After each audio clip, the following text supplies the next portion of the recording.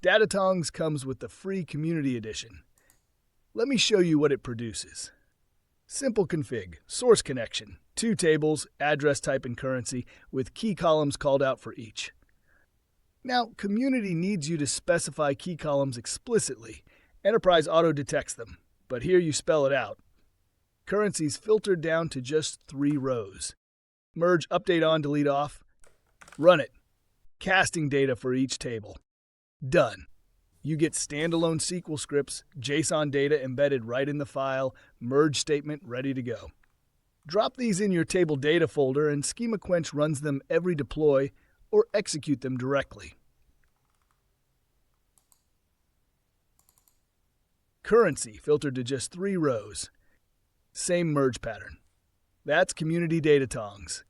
Standalone scripts, no extra config. Check the main video for the enterprise workflow with automatic data delivery. Until then, may your scripts always find their target.